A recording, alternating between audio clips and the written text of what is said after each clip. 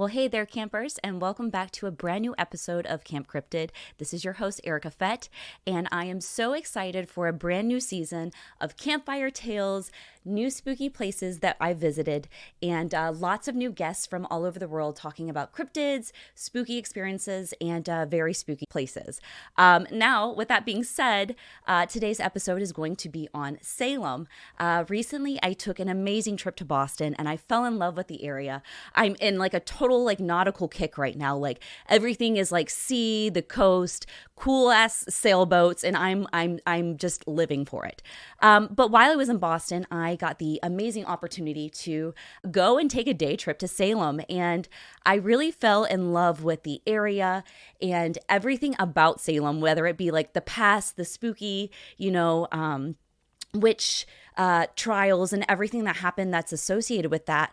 But also it's kind of like a city like where it feels like Halloween 24/7. So I visited, I think, in June, and it honestly felt like when I was in Salem that it was I just felt like the entire community really embraced its past and really tries to make it a very accepting and inviting place to visit. And I just absolutely fell in love with Salem. So I thought, what better way to jump into a brand new spooky season than to talk about one of the spookiest cities in the United States. So this episode is going to be all about Salem. Now, I talked earlier about going to Boston, and I had an amazing experience there, and I'll definitely do a little episode about Haunted Boston coming up. But while I was in Boston, the way that I got to Salem was through a ferry. So you can drive to Salem from Boston, but I honestly had so much fun on the ferry, and I would hands down recommend the ferry to anyone that wants to go visit Salem from Boston.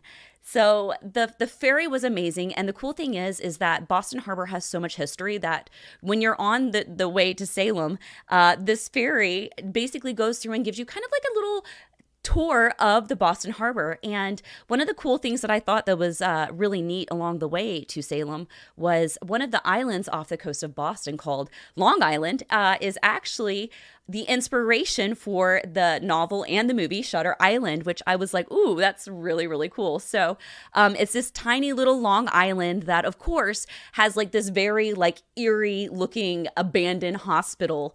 And it's got definitely a very haunted past, but that's definitely one of those that I'm going to dive into when I do the Boston episode, because there's a lot that go with Long Island. But I thought it was really neat because, of course, you've got this creepy novel based off of Long Island, but you also have like, it looks the part of totally being haunted, which really just added to the entire like anticipation of getting to Salem. So what's really, really cool is that when you get to Salem, I think the ferry took about like 45 minutes, but it was actually very enjoyable. Being out in the sea, I was like totally feeling like, oh man, like I want to be an explorer. I want to be an adventurer. Like, let's do this. I'm about to go buy a boat. But when I got to Salem, it was really neat because, when you think of Salem, you kind of associate it with witches, right? But Salem has like a huge history and past full of all of these crazy pirates, which, I mean, if you think about it, like for me, when I think of Salem, I wasn't really thinking of pirates. I was more thinking of witches. So I was like, well, duh, it's a coastline. Of course, there was probably pirates back in the day, right? Well, the cool thing about it is Salem has been associated with some of the most notorious pirates to ever sail the seas, which I thought was super, super cool. So, there's all these major pirates, but Salem is actually associated with the Captain Blackbeard, which I feel like everybody has known because he's been inspiration for so many movies and so many cool characters over the years in popular culture and media. It also has an association with the pirates Edward Lowe and Black Sam Bellamy, which I thought was really, really neat. When you get to Salem, there's actually a pirate museum that you can walk to that's part of the guided historic tour of Salem, which was really, really neat. So Salem was definitely associated with pirates during the golden age of piracy, which I think is such a cool little side bit of Salem, especially because who doesn't love pirates?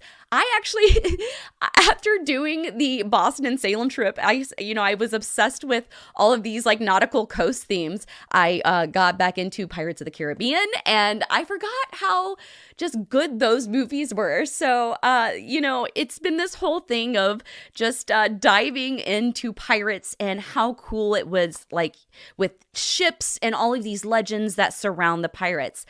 So that's really neat. Salem has a pirate museum. So I thought it was really cool, though, that Salem has not only an association with witches, but these epic pirates, because these pirates that Salem's associated with were actually some of the most like badass pirates of the time. You've got Captain Blackbeard, which, you obviously know he's got a giant black beard, but this man was like pure intimidation back in the day. This guy was like, they say like 6'4", and then you add boots, you add a giant hat. This guy was probably towering above everybody, and he just probably looked the part of like this crazy awesome pirate. And like there's like all of these legends about him that like he would wear pistols all over his chest, and he would put fuses from cannonballs in his beard, and it would be going off. And some people say that was to kind of get rid of the mosquitoes and bugs of the time, which totally makes sense. But I mean, imagine you see this guy that's just this epic guy in all black who's just towering over everyone,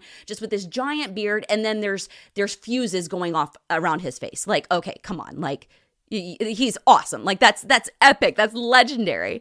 But then of course you have other pirates like Edward Lowe, who was known as one of the most brutal and like torturous pirates of his time.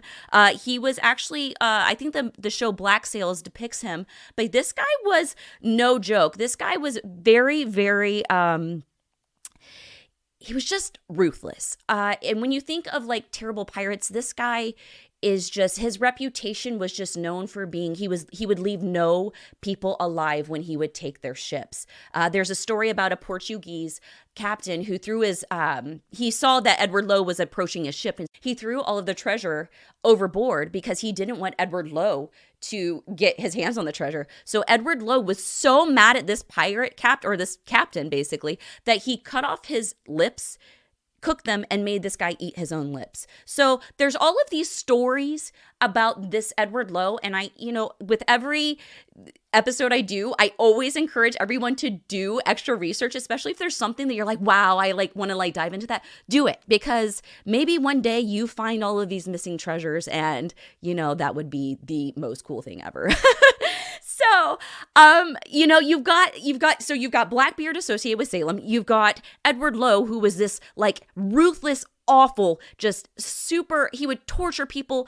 He was ruthless. He's associated with Salem. And then you've got Black Sam Bellamy, which is kind of like a Blackbeard. Blackbeard wasn't really like, there's some things that say that he was like kind of a mean guy, but most of the time he was just kind of doing what he needed to do to get, from point A to point B. It's not like he was going out and like torturing people like Edward Lowe.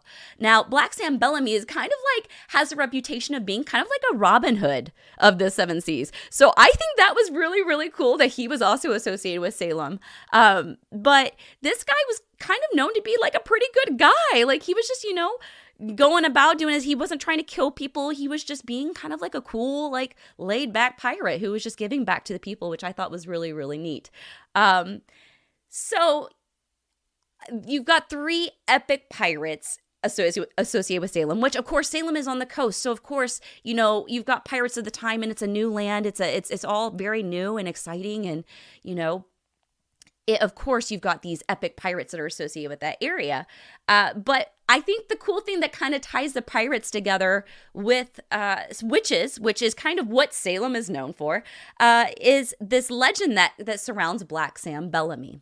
So Black Sam Bellamy had a lover named Maria, and Maria was very devoted to him. And one day Maria felt like he had abandoned her and basically just lost it, thinking that he had left her.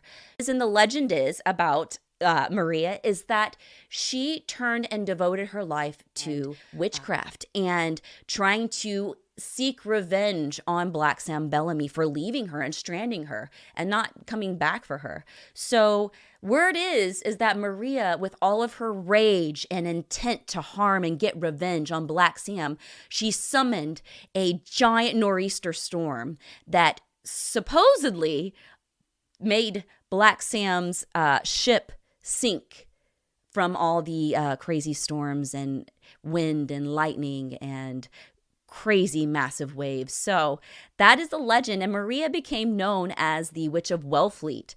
So around that coastline, that's what she became known as, the Witch of Wellfleet. So I thought that was kind of like a neat little kind of like a piratey witch story. So I mean, obviously, I could see it happening back in the day, as women feeling abandoned by these guys sailing the seas for months and who knows, years on end. So I thought that was a really fun little tidbit of a witch associated with a pirate. So we all know, though, Salem is, while it does have some really cool pirate history, it is definitely associated more with the witch trials of 1692.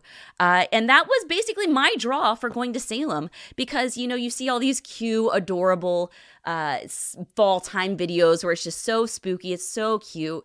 People are eating such good food and looking like they're having so much fun, and really taking in the history of things that are like hysteria caused, like these witch trials.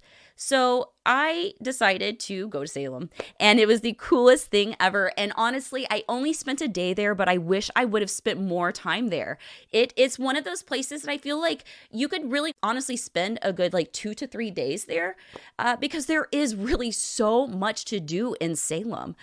So the nice thing about Salem is that, it does have these really cool little features right when you get off the pier if you're taking the ferry. You can see the Friendship, which is the ship that was a cargo ship that traveled all over the world, which is so cool, but it's a replica.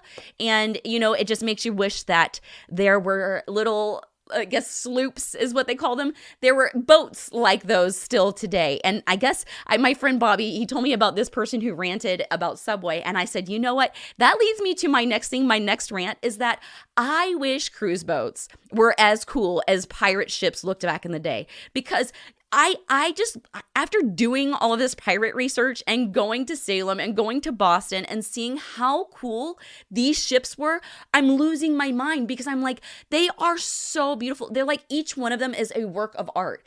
And it's like, can you imagine, going and sailing the seas and with oh my God, they're just so beautiful. So I wish that cruise ships were as beautiful as the old timey wooden boats with, the mermaids off, and all of these wood carvings and beautiful colors. And I just think that cruise ships need to be more like that. So I'm sorry to get sidetracked, but I'm just on a total pirate kick. And I just, I'm a fan. I'm a fan of all these sails, and it's just so cool. But okay, back to Salem.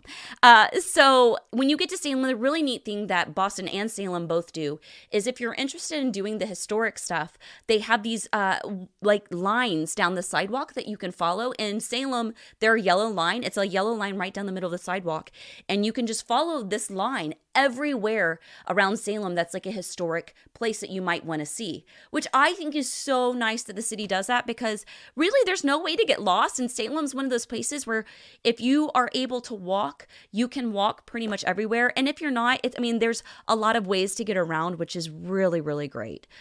So you follow this yellow line, and the first thing that I wanted to do when I got to Salem was go to the Witch Museum, which, of course, if you have seen any thing on Salem, that's usually the one thing that people are always doing besides the witch house. But the Witch Museum was very neat.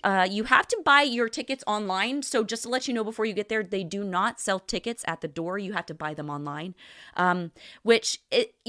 just a heads up. That's one thing I was like, oh, shoot, I got to do that. So if you go, get your tickets online first. But it was so, so neat the way they did everything. When you go in, they have almost like a large open, almost looks like a chapel. It's a big, wide open area. And along the top of the chapel, along each side of you, all four sides, there are different depictions of the witch trial. And it goes through and it does it's got, I think they're like wax figures almost type. It's very eerie on the inside. It's very creepy, even when it's not going on. So they did a great job in there. But it's very, very neat, because they go through and do different depictions of what kind of led to the hysteria of the witch trials of 1692. So it gives you the backstory. So if you aren't, aware of it, it lasted about 15-20 minutes, which was really neat. And then afterwards you get to walk through the Witch Museum. So they go through witches over time, witches in popular culture, witches in legends and folklore and mythology, and ways that hysteria has caused other kind of witch pursuits. So it's a great way to kind of get educated and also just realize that there's a lot of history here that needs to be taken in, and a lot of respect that has to go, especially for people who have lost their lives to things like that. So they did a really great job of really honoring those who were lost and those who were accused during the trial. So I really, really love that. Outside of the Witch Museum, though, they have a cute little gift shop, which I loved. They had so many books and literature about witches. They had different types of themes of witches. I got these super cute, like little... I got so much stuff, but they had like these cute little black cat and like cute little pictures that were from Salem. They also had packets, which was really neat, of anybody who might be a descendant of anybody who was basically accused during the Salem witch trials. So if you had an ancestor who was, accused during those times, you could pick up a packet that gave you all of the information about them, which I thought that was really neat because there's obviously descendants. So I thought that would be a nice little thing that, if you were a descendant, that you could pick up there. So after the Witch Museum, I had a really great time because I am a huge foodie, and being on the coast, I'm like, this is my one time I'm going to eat a lot of good seafood, and I'm like so excited. So after the Witch Museum, I made a stop at Turner's Seafood, and let me tell you, if you like seafood and you go to Salem, you absolutely have to stop in Turner's. Not only because it's amazing, but because it also has some really neat history and is supposedly haunted. The really cool thing about Turner's is it's called Turner's at the Lyceum, and the Lyceum Hall was actually used by Alexander Graham Bell back in the day to do the first long distance telephone call. And he was in this Lyceum Hall at Turner's, and he had 500 people in there watching him make this long distance call. So you've got this epic seafood place with this insane cool like invention that's happening in this history. So I thought that was really neat because you always think of Salem, you always think of witches, but you don't think of all these tiny little things that happened along the way after that. And I think that that's kind of what shaped Salem into this super unique town that has just so many different facets to it, which I just think is so outstanding. But yes, Turner's was amazing. And I really loved the fact that not only did I get good food, it's supposedly haunted on the inside, which I think is the coolest, but you have this huge piece of history that shaped everything that we have today, so that's super cool. I definitely recommend Turner's. And it was about like a 5 to 8 minute walk, but when you're walking anywhere in Salem, the cool thing is that you have so many little bits and bobs along the way, whether it be like a church that was here during that's like the oldest church and the oldest graveyard. And then you've got little houses along the way that are all these like historic houses. You've got people who kind of jump into Salem and embrace it, and they have their houses painted black, and it's super fun. And it just adds to the atmosphere of Salem being this just magical place. It truly is magical. So after Turner's, we went on our way to go to the witch house. So if you have seen anything from Salem, like the Witch Museum, you've definitely seen people take pictures in front of the witch house. It is an all black house, and it's hard to miss because it's basically right there on a corner, which is so cool because it just looks like so old and so creepy. But this is actually one of the houses that was around during the actual Salem witch trials. It's one of the oldest houses, and it's preserved thanks to people going in and visiting it, which is amazing. Oh, I should have grabbed my catnip. So also, they have a gift shop, and if you have cats, I highly recommend. I don't know if they do like this magical thing to make your cats even more like addicted and wanting the catnip, but my cats lost it. And the guy that was sitting there told me, he's like, my cats love this catnip. And he was not wrong, because I brought that catnip home and they tore through my bag to get to it. So if you go to the Salem witch house, please, if you have cats, get them some little catnip packets there, because they will be thanking you and purring later. But the Salem witch house was very cool. So it was the house of Judge Jonathan Corwin, who, like I said, was directly related to the Salem witch trials. And when you walk in, they have a lot of the artifacts from that time in the house. They actually have a wall that's still preserved. That's the original structure of the house. That it's like a little see-through like thing that you can see kind of how it was made. But when you're walking through this house, you're kind of like transported back in time, because you just say, oh my gosh, like imagine all of this hysteria, and like your surrounding is so, it's so plain and it's so like creepy and eerie. I can only just imagine how eerie it would have been at that time during the witch trials with everything going on. But when you walk through the house, you can see a lot of the artifacts, and they have a lot of interesting little plaques on the wall giving you more information about everything that happened during that time and all the things that are in the house, and like kind of like the backstories to it, which I think was very, very neat. But the Salem witch house was super eerie. It's one of those things where it's super eerie during the day, so I can't imagine how eerie it would be at night. Like I have to go back. It's like now my dream to go back and make like an entire weekend of it. But I really want to stay there overnight, because man, it is a creepy little house, and I was digging it though. It was super cool. But yeah, so after we got done at the Salem witch house, I just walked around, because like I said, there's a ton of little bits and bobs that you can stop at, like little shops that are like little small businesses. There are a ton of cute little like thrift stores, which is really neat. I love to thrift, so it's like, give me them old books. Like I guess I just went in like expecting to find like some kind of crazy book, and but it's okay. But it was amazing. And there are so many good places to eat there. There are so many good places, no matter what you're looking for. I mean, I found like cute Bigfoot stickers there. So thankfully wherever I go, Bigfoot's a thing now, and I'm totally so thankful, because not only did I get a bunch of cool Salem witch stuff, I got my Bigfoot sticker there, so that was really neat. But there's just so much to do along the way when you're walking through Salem. They have a wax museum. I didn't get to stop at that this time, but I would love to do that next time. You can walk anywhere there, and it's just, there's always something to see, which I think is really, really fun about Salem. Like I said, they have a lot of shops where you can get jewelry, you can get bath bombs, candles, like anything and everything. Weird like little oddities, which is really neat. They have some like really like cool, creepy stores. It kind of reminds you of like where Nocturne Alley almost-ish, which I think is really neat.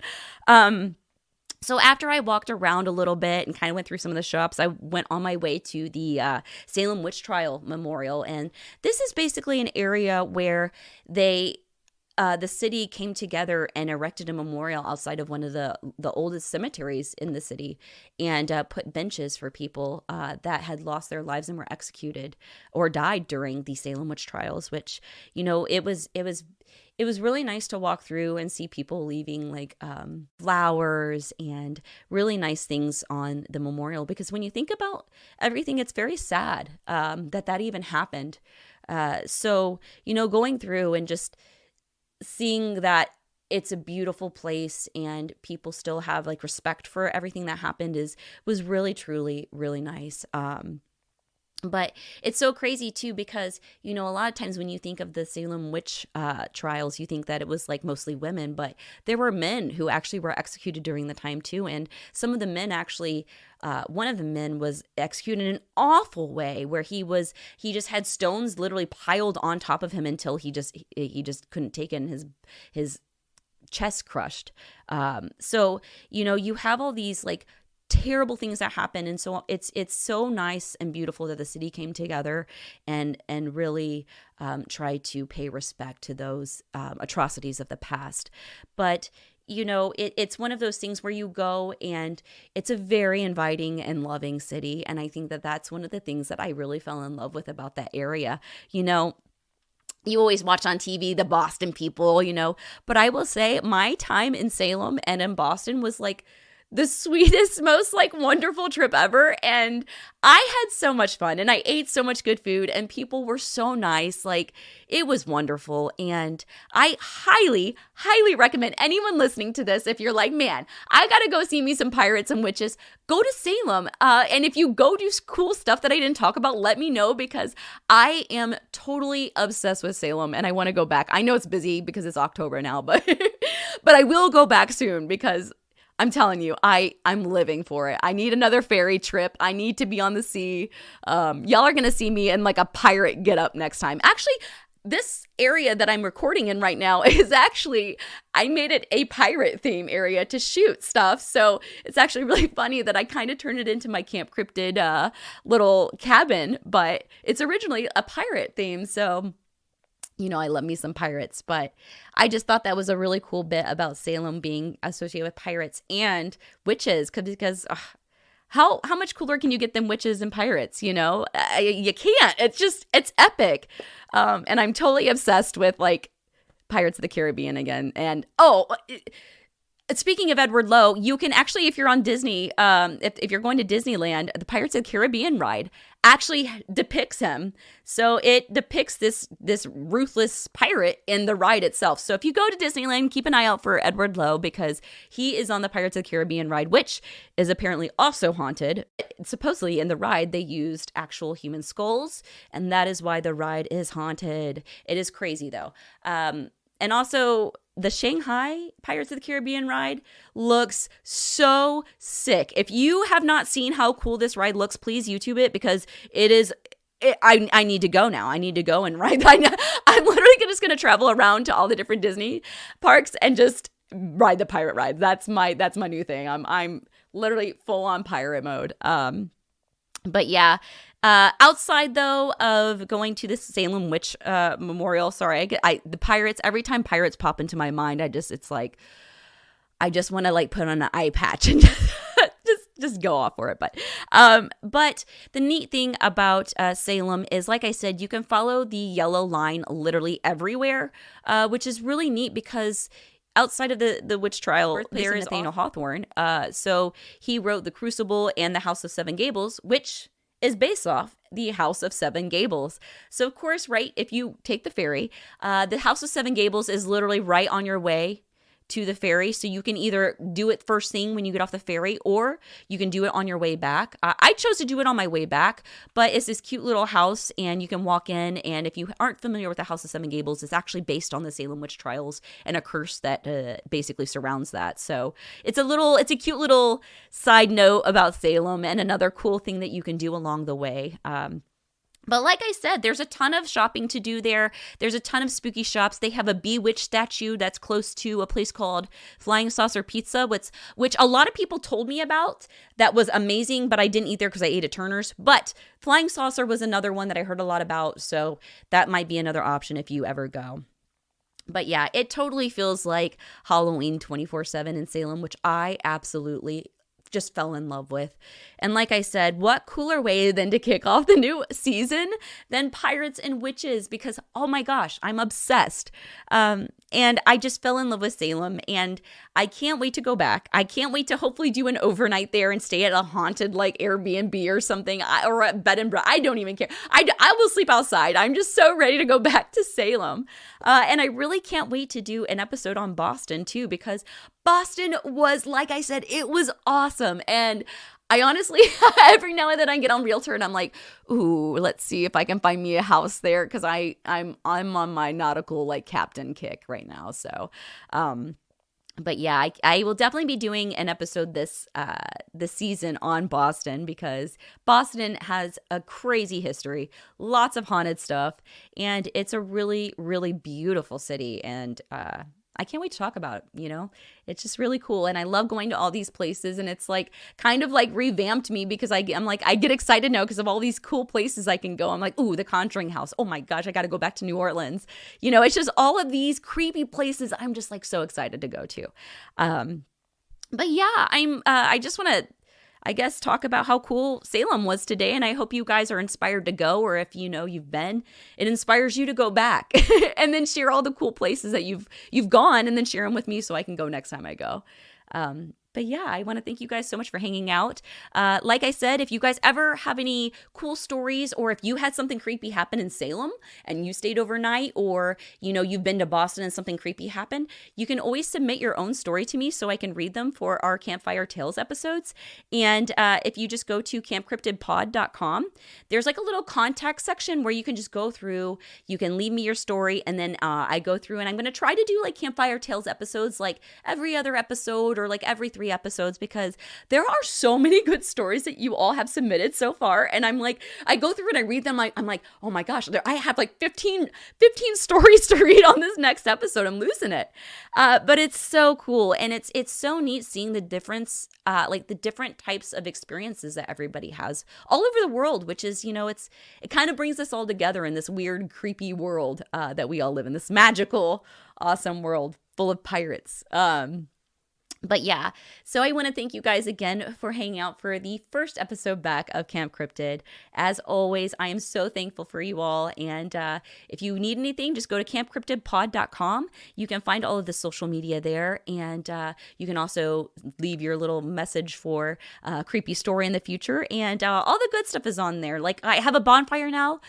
Some of the shirts and the mug goes towards some really great causes. And I'll continue to do that over the course of this season. I'll drop more things, and, you know, we'll do some awesome things together as a community, which I really, really love. So in the meantime, don't forget to follow the Instagram, the Twitter, all of that's on the website though, so you know where to go. But yeah, thanks again for hanging out, campers, and I hope you have an amazing rest of your week. And until next time, take care.